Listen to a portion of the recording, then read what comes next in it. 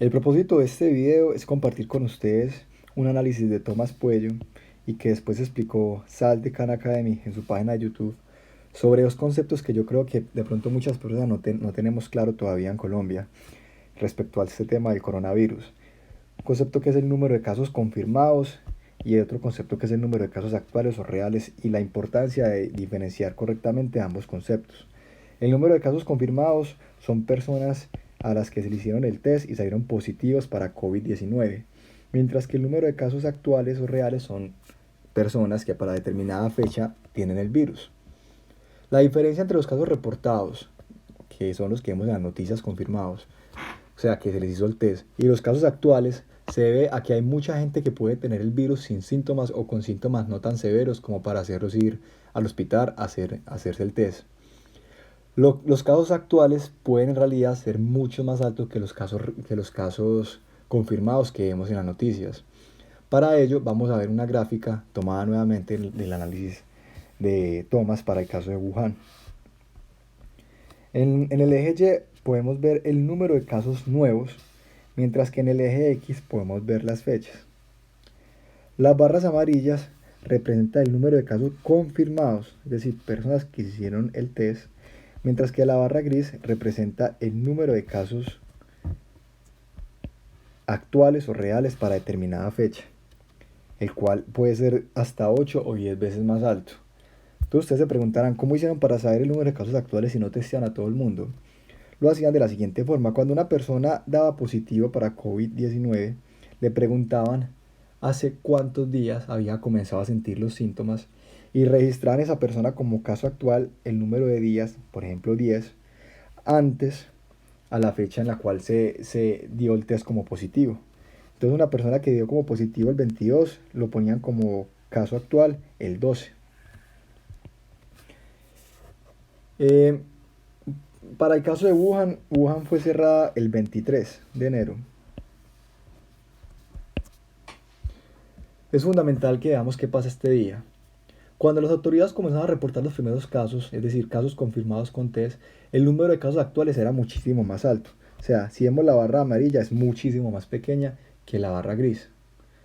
Como cerraron la ciudad, redujeron la tasa de contagio del virus y por ello se ve como los casos actuales en gris comenzó cada vez más a aplanar y aplanar la curva. Así el número de casos confirmados en las noticias seguía subiendo. Esa diferencia de tiempos, este delay que vemos aquí, básicamente equivale a los días que toma la persona para mostrar los síntomas y recibir un test de COVID-19. Es fundamental resaltar que la medida de cuarentena en Wuhan fue supremamente severa, si no ese crecimiento exponencial hubiera seguido presentándose en esta gráfica de nuevos casos por día. Recuerden que estos son casos nuevos por día. El número total de casos se obtiene sumando los acumulados. Es decir, si para esta fecha yo quiero obtener el número total de casos confirmados, sumaría esta barra amarilla con esta barra amarilla y con esta barra. O sea que eso da algo como así. Que para el caso real de Wuhan eran 144 casos. Mientras que el número total de casos actuales, o sea, de personas infectadas, es sumar todas estas barras grises, que da 144.000 aproximadamente, fue lo que estimaron para el caso de Wuhan. Entonces vemos la gran diferencia entre las personas que se encuentran infectadas versus las personas que se hicieron el test y salieron positivo para COVID-19.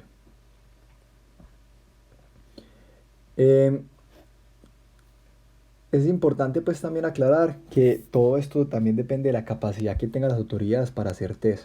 Eso es un factor claro.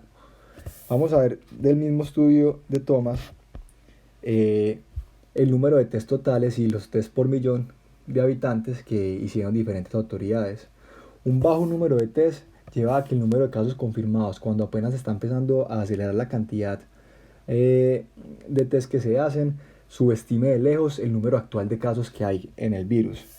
Por ejemplo, Estados Unidos también apenas en este momento están reportando una cantidad de casos por días gigantescas porque tardaron muchísimo en realizar test a la misma velocidad que lo hacían países como Corea del Sur o como China. No me quiero imaginar el caso de Colombia, en donde hasta la fecha, si mal no recuerdo, habíamos testeado 6.000 personas, 7.000 personas y ya llevamos 2 muertos.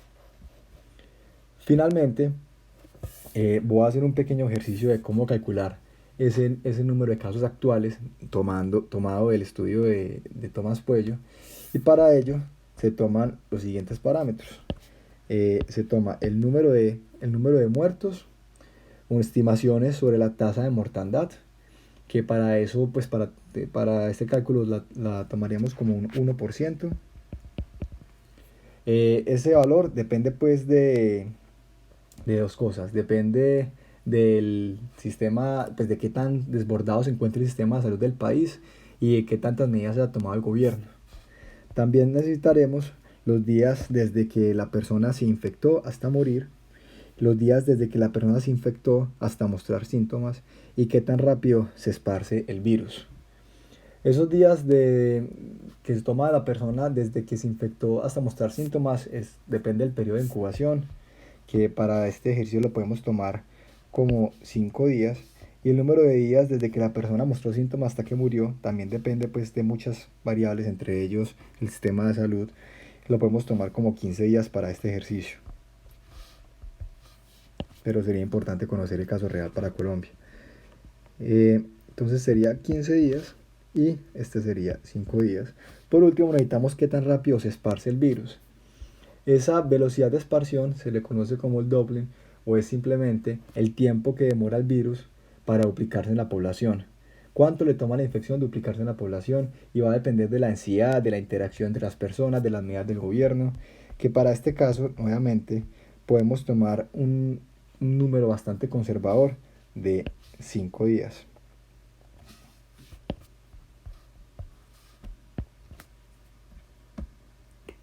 Entonces, haciendo el análisis, vamos a suponer que una persona lamentablemente fallece hoy. Quiere decir que esa persona en realidad se contagió o recibió el virus hace 20 días. Hace 15 días mostró síntomas.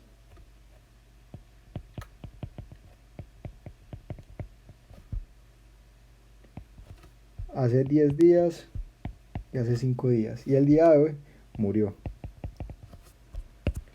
Suponiendo la tasa de mortandad del 1%, quiere decir que hace 20 días en realidad se contagiaron 20 personas, de 100 personas. De esas 100 personas, una murió.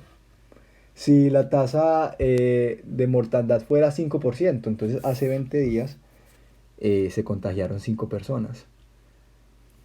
Pues yo digo que es un análisis muy conservado porque estamos suponiendo para este ejemplo que hace 20 días esas 100 personas fueron las primeras en contagiarse. En realidad puede ser un número mucho más alto.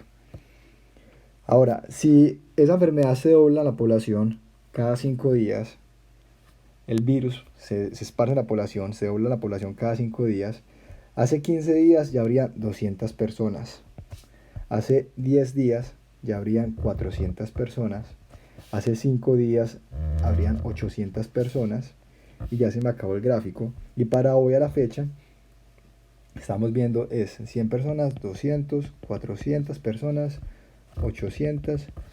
A la fecha de hoy podemos tener 1600 personas infectadas con el virus.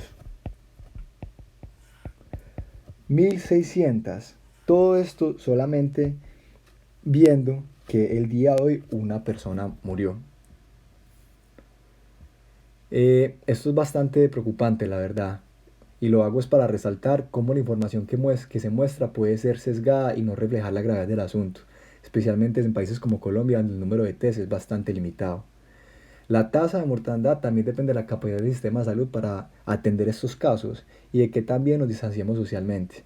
Si nos relajamos, si nos quedamos solo con esta información, que se ha muerto una o dos personas incluso a la fecha de hoy, o que hay 200 casos, cuando en la práctica pueden haber más de 2000 o 2500, es muy probable que nos ocurra lo mismo que está ocurriendo ahora en Italia, en donde tienen que prácticamente priorizar a qué personas atienden y cuáles lamentablemente dejan morir.